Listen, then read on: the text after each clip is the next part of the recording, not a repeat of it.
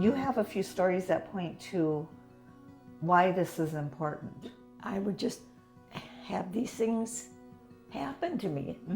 And then I realized once I started writing that they belonged in the book because they helped tell the story.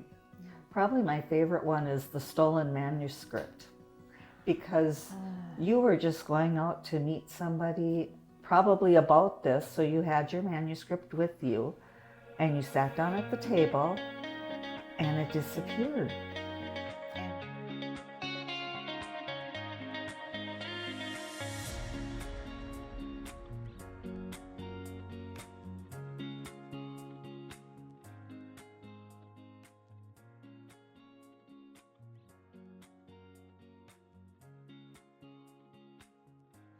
My name is Judy McKenzie McClary, and I have written a series of books on the subject of infant baptism.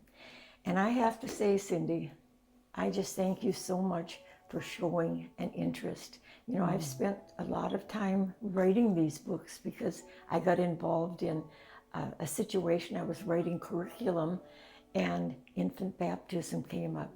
And I am so thankful that you have been interested in these books and that you feel they need to get out and that you're helping me do that. Definitely. I mean, I've read 2 of your books. I'm working on another one, and I read a couple that haven't been published yet.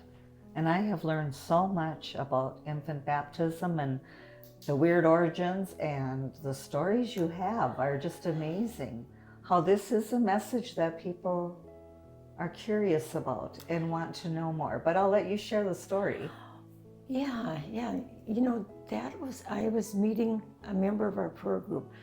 All through the research that I was doing, there was a wonderful group of, there were 7 of us all together. But these gals, they just were so faithful. And we would gather once a week and they would pray that this material would get out to the public. And we were having lunch and I brought the manuscript I wanted to show her. And there was a waitress, you know, was going to take our orders, and I laid the manuscript down, and the manuscript said, you know, baptism across the top. And so when she picked up our order, she laid it down on top of the manuscript, and she grabbed all of it and went off to the kitchen. And I was concerned because that was in the days when it wasn't that easy to reproduce a manuscript, and it was the only one I had. So I called somebody over. I said, she's accidentally got my manuscript. Well, it wasn't long, and she came back with the waitress, and the waitress was in tears. Oh. And I tried to tell her, you know, I know you didn't do it on purpose. And then she told me the story that she and her boyfriend had went to the Catholic Church, and they had decided to live together, and she'd gotten pregnant. And that she wanted the manuscript so she knew what to do for the baby when it came. Yeah, so she was crying. And I said, you know, I know you didn't take it on purpose. And she said, oh, well, I did, she said. And then she told me that story about wanting to find out things for the baby. And she just was crying so hard. And I said, well, you know, God can forgive you. Is that what's the problem is? She said, no, I know that. My grandmother's Pentecostal, and she told me how to get saved. She said, but now she says I need to be baptized to show God that I really meant what I prayed. And she said, but I went to my priest, and he said, you've been baptized once, and that's enough for you. And she started to cry again. And, you know, I've thought about that, how upset she was, because 2 people that she really trusted, you know, had given her 2 different things. Her grandmother is saying, now you're born again, you need to be baptized to show God that, you know, that you're, and then she's talking to her priest, and he said, no, you know, you've been baptized once, you don't get rebaptized. And so I see what a problem that can be for people when it isn't straightforward from Scripture. Right. She didn't know who to believe. Yeah. And I understand that. Mike and I at the church we're going to now, we went through their baptism. Were you Lutheran? Were you yes. Lutheran? Yes. And so the thought the question was, is once enough, or can I do this again? And I really felt the Lord calling kind of me. Like what that girl was trying to figure out. Yeah.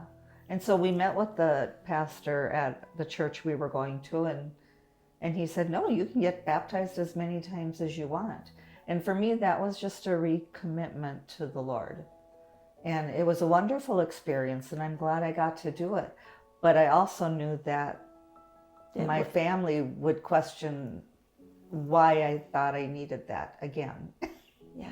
And so your books have really been good for me because you've answered a lot of the questions that I've had, and I've learned so much. Well, one of the things that has stuck out in my mind as I've watched these YouTube videos where they're having these debates is that both sides agree that infant baptism is not in the Bible. Isn't that something? It is. How did that happen? How did it come? Well, that's what you'll be talking about.